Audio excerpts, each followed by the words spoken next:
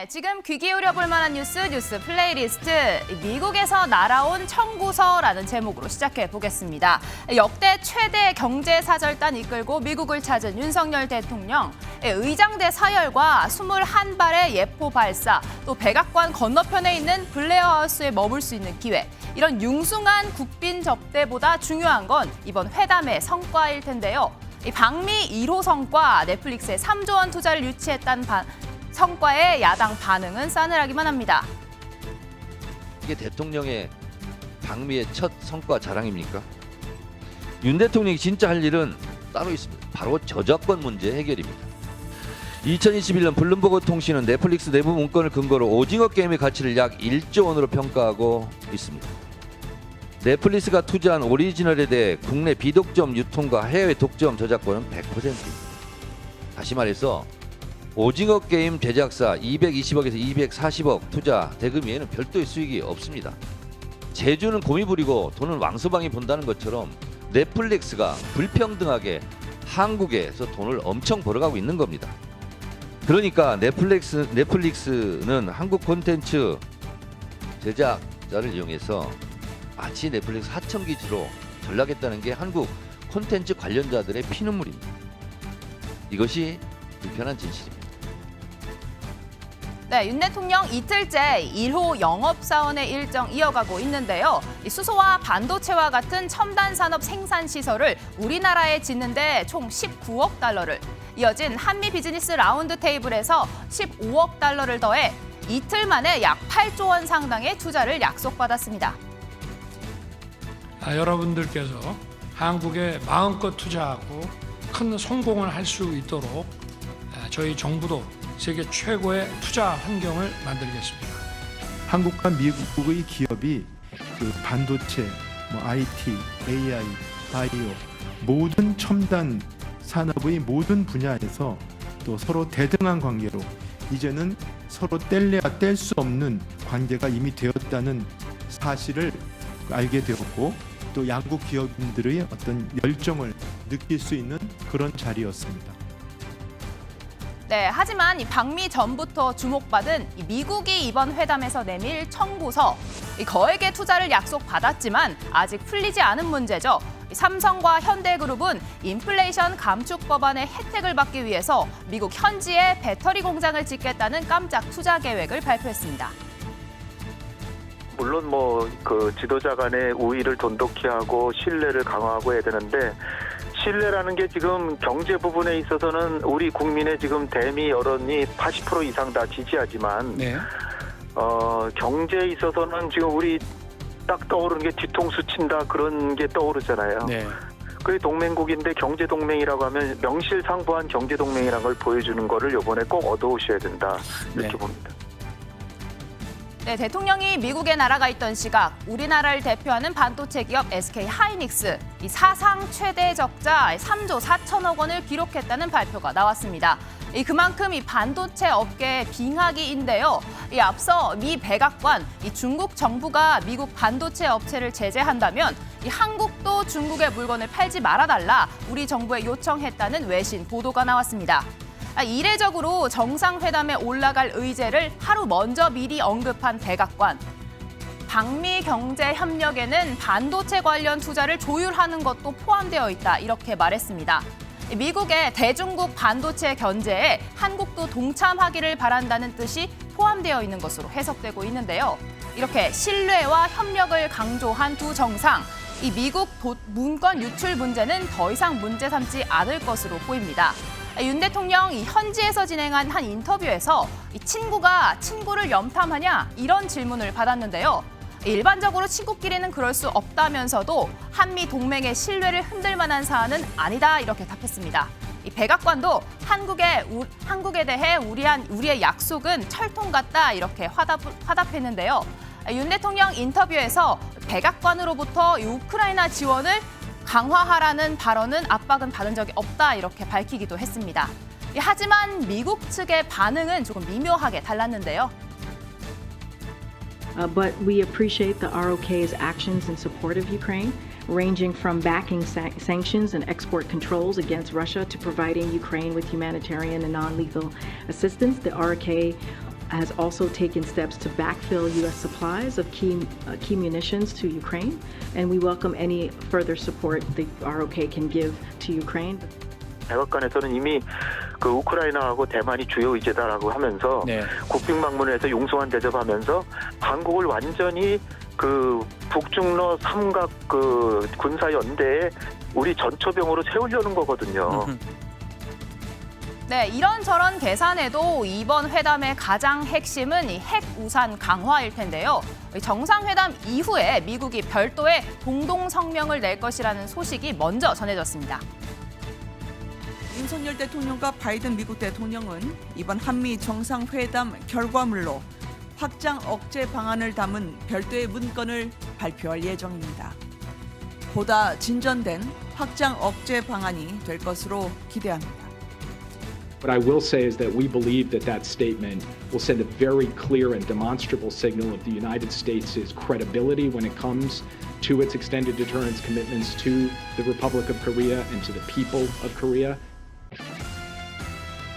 네, 하지만 이 북한의 핵에 미국의 핵으로 보복한다 이런 표현을 직접적으로 담는 건 미국 측의 반발로 담기지 않을 것으로 알려졌습니다. 네, 국제관계 전문가신데요. 김재청 교수님 질문 하나 드리겠습니다. 양국 핵 운상 관련해서 별도 문건을 발표하겠다 이야기했는데 구체적으로 어떤 내용이 담길까요? 그래서 여태까지 미국이 확장 억제를 강화하겠다 얘기가 계속 많이 나왔습니다. 그리고 그를 위해서 한국과 미국이 긴밀하게 협의를 했던 것도 사실이고요. 기획 단계에서부터 훈련 단계 그리고 실질적으로 미국의 이 확장 억제 자산을 전개함에 있어서 한국이 상당 부분 참여를 하겠다는 얘기가 많이 나왔는데 네. 이런 것들이 어떤 일목요연한 문건에 담겨 있지는 않았었거든요.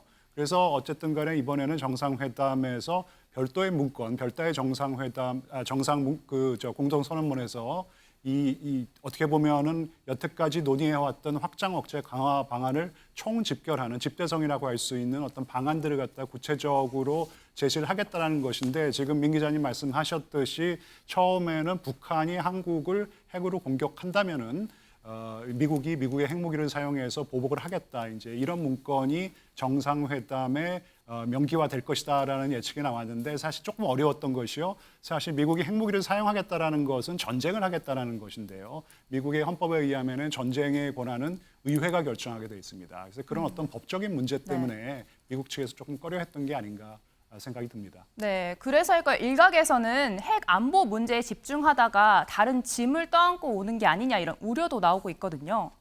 그래서 벌써 많이 떠안아서 또 어떤 짐을 떠안고 오실지 모르겠는데 일단 IRA, 인플레이션 감축 법안이죠. 사실 기업하시는 분들한테 물어보면은요 흐름이 그렇게 나쁘지는 않습니다. 지금 뭐 한국의 이 전기차 자동차를 만드는 메이커들이 보조금을 전혀 못 받는 것으로 알려져 있는데 그것은 아니에요. 미국 국민들이 실질적으로 장기 리스를 하는 경우도 있고요. 장기 렌트를 하는 경우도 상당히 많습니다. 이럴 경우에는 보조금을 받습니다. 네. 그리고 미국 국민들이 실제로 그 구입을 할 경우에도 2025년인가까지는 이 보조금을 주겠다라는 거 아니겠습니까? 그래서 조금 띄워놓고 봐야 되는데요. 근데 이제 반도체 법안은 정말 문제가 많죠. 왜냐하면 한국 기업이 초과 이익을 낼 경우에는 그 초과 이익을 갖다가 좀 공유하자. 그다음에 한국이 반도체 공장을 갖다 세워놓으면 시설을 조금 가서 조금 봐야겠다. 그다음에 중국에서는 실질적으로 완전히 이제 반도체 이 사업을 갖다가 접으라는 것이기 때문에 시정해야 되는 부분이 많은데요. 이 시정은 일거에 되기에는 조금 어려울 것 같습니다. 왜냐하면 이게 미국에서는 이 행정부의 정책으로 나오는 것이라기보다는요. 이게 의회의 법안으로 나오는 것이기 때문에요. 이게 이제 행정부가 일거에 이런 것을 수정할 수 있는, 교정할 수 있는 능력도 없고요. 그래서 조금 장기적인 측면에서 교정을 해나가야 되는 어떤 중장기적인 과제라고 생각합니다. 네, 방금 반도체 얘기하셨는데 오늘 백악관 브리핑에서도 이 중국 관련된 얘기를 했어요. 우리가 제재 압박에 좀 동참했으면 하는 이야기를 했는데 이 부분에 대해서는 좀 어떻게 봐야 할지.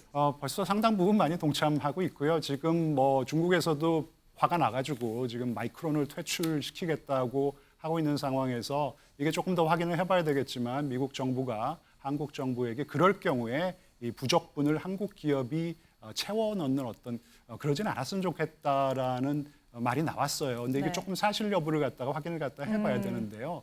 실제로 사실 한국이 이 뭐 반도체에도 각양각색의 반도체가 있지 않습니까? 레거시 반도체라 그래가지고 저가 반도체일 경우에는 중국에 수출할 수 있어야 돼요. 근데 지금 미국의 요구가 전면 철수라는 것이기 때문에 이것은 분명히 조금 시정돼야 될 부분이 있는데요. 말씀드렸지만은 이게 이제 뭐 행정부 대 행정부, 그다음에 미국의 안보실과 한국의 안보실이 대화를 해서만은 될 문제가 아니고 의회에 대한 로비도 상당히 네. 들어가야 될 것이고요. 지금 이런 어떤 미국의 반도체 정책에 대해서 불만을 가지고 있는 미국의 동맹국이 한국뿐만 아니거든요. 그래서 같은 생각을 가지고 있는 동맹국들이 조금 협력을 해서 미국에게 시정을 요구하는 것도 좀 한번 생각해 볼 만하다고 생각합니다. 네, 바이든 대통령 질문 하나만 더 드리겠습니다. 네. 이 국빈 방문 중에 재선 출마하겠다 발표를 했어요. 네. 이 트럼프 전 대통령과 맞붙게 됐는데 관전 포인트 좀 짚어주시죠. 뭐 아직 뭐 맞붙게 될지는 잘 모르겠지만 맞붙게 될 가능성이 상당히 높아졌죠. 맞습니다. 기소 때문에요. 예.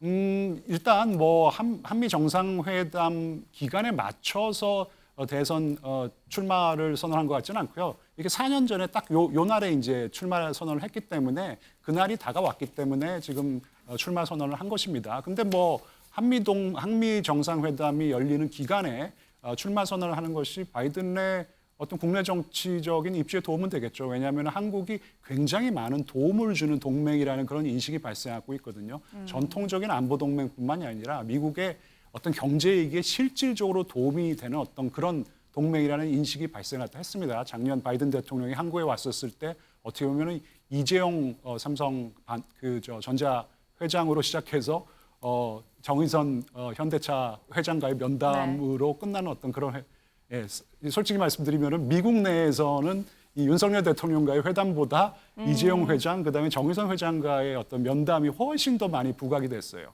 그러면서 실질적으로 한국은 미국에게 경제적인 이익을 갖다 줄 수 있는 그런 동맹이라는 인식이 발생했기 때문에요. 이런 자리를 빌어서 바이든 대통령이 재선 출마를 선언하는 것도 바이든 대통령의 국내 정치적인 이익으로 환원이 될 거라고 저는 개인적으로 생각하고 있습니다. 네, 말씀 잘 들었습니다. 뉴플리 시간 여기까지고요. 저는 피해설로 다시 돌아가도록 하겠습니다.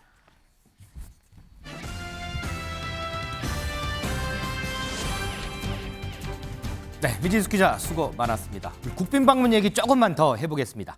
양지인 변호사, 윤석열 대통령 이제 미국 도착하고서 바이든 대통령 첫 대면을 했죠. 네, 맞습니다. 현지 시간으로 25일 두 사람이 만났는데요. 25일에 굉장히 윤 대통령 바쁜 일정을 소화했습니다.